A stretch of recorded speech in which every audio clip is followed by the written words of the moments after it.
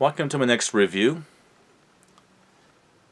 Now this right here, this movie I'm about to review, this was a favorite of my sisters, both of them, but this was also, in a lot of ways, this film was introduced to me by my own father back in the early 1990s.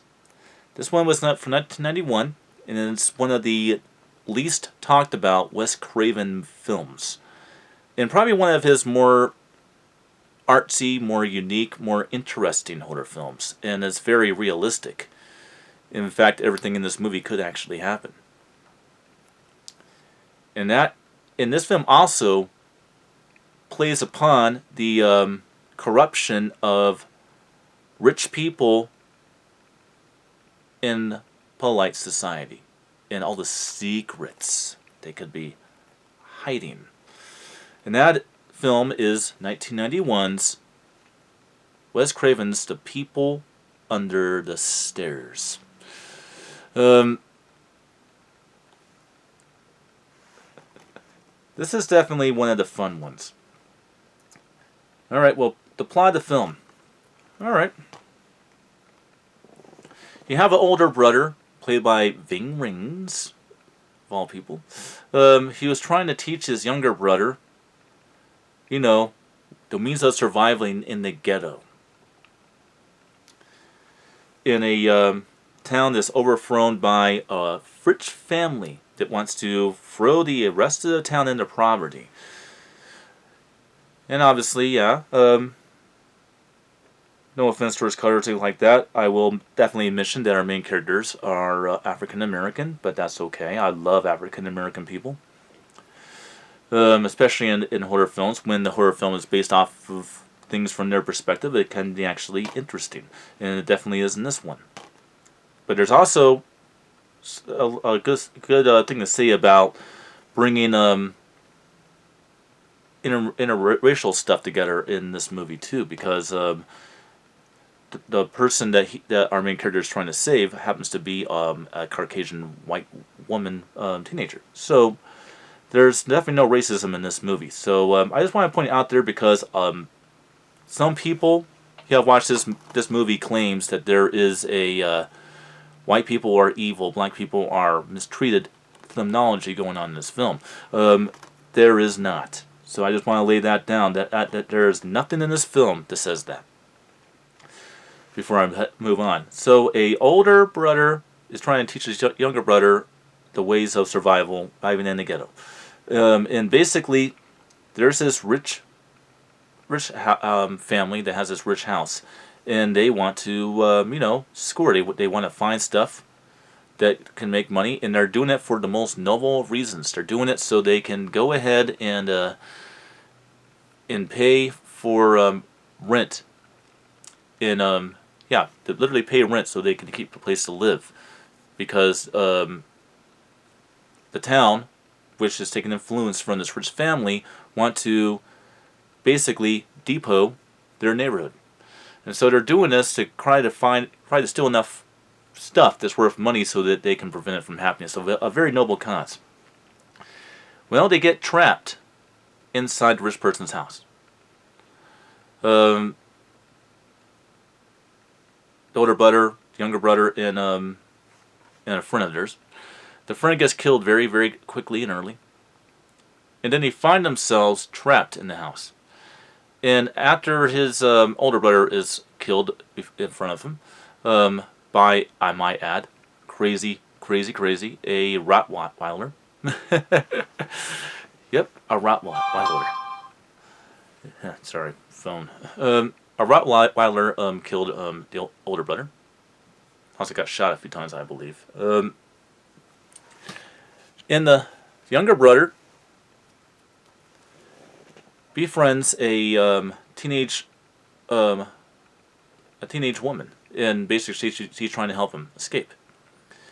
But he gets trapped, basically under the stairs, in like this almost like cavern-like area.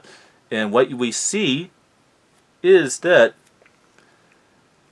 this rich family basically has like a whole neighborhood of of narcophobic people that they have imprisoned under their house. Literally. And they actually feed on people. They are cannibals that feed on people. They are malnourished and have never seen the sunlight in Lord knows how long. And they're all trapped down there, locked up, almost like they're in a jail cell. And the kid gets in there, and he also befriends one of them. And he escapes. But he has a conscience and cares, so he goes back to rescue the teenage daughter of this family. In which as we find out, they abducted her too, and that the parents are not her parents at all. They actually abducted her and sold her from her own family. So when you put A and B together, what a couple comes down to is they were abducting people, and when they didn't do what they wanted, they would go ahead and deprive them of food and teach them to be cannibals and lock them up, literally, under the stairs in this cavern. Well, eventually, the young black kid does save that teenager, and she frees all these people. Yeah, they both free all these people, and basically, yeah, it is badass. This is a badass crazy fucking movie. It is insanely crazy. This right here is Wes Craven's love letter to Tobe Hooper, in my opinion. Is People Under the Stairs. But what I like about Wes Craven's love letter to Tobe Hooper's Texas Chainsaw Massacre type of movie is that Wes Craven knows how to be original doing it. And I know my dad, who is going to watch this review, is going to disagree with me. Well, I'm sorry, Dad. Maybe you should watch this movie. First off, watch Texas Chainsaw Massacre, the original Tobe Hooper movie, as well as the sequel. Then watch Rob Zombie's House of a Thousand Corpses, The Devil's Rejects, and Three from Hell. Compare those together. Then watch the Texas Chainsaw Massacre, the first one, possibly the second, again. Then watch this movie. And you tell me which director is more original in doing a love letter to Tobe Hooper. I can guarantee you Wes Craven did a better job. Because only Wes Craven could do something like this. And to give you a good example of the comparison, the Texas Chainsaw Massacre is about a family of cannibals that basically abduct and kill and harvest tourists that come near their farmland.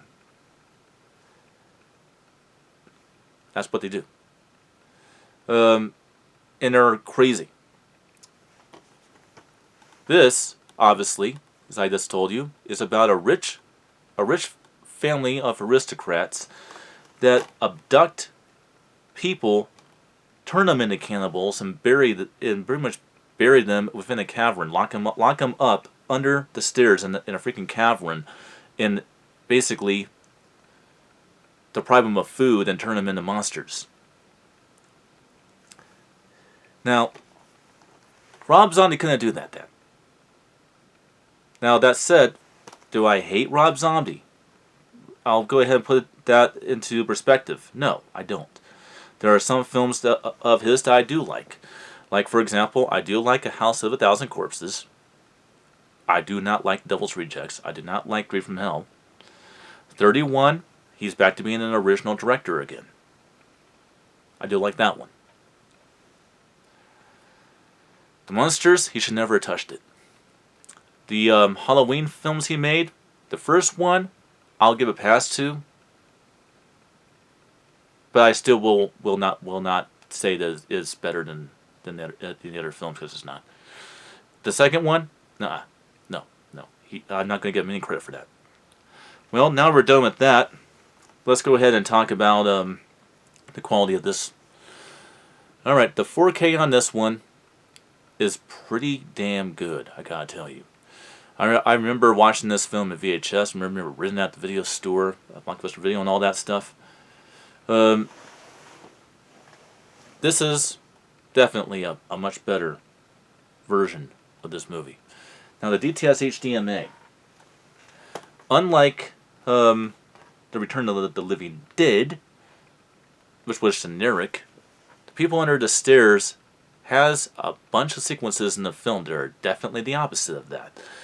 Like, for example, certain sequences in the film where you have sound effects that are inside of the walls. They kind of feel like they're inside the walls. They kind of have that sort of sound effects to them. You have stuff that travels around the room.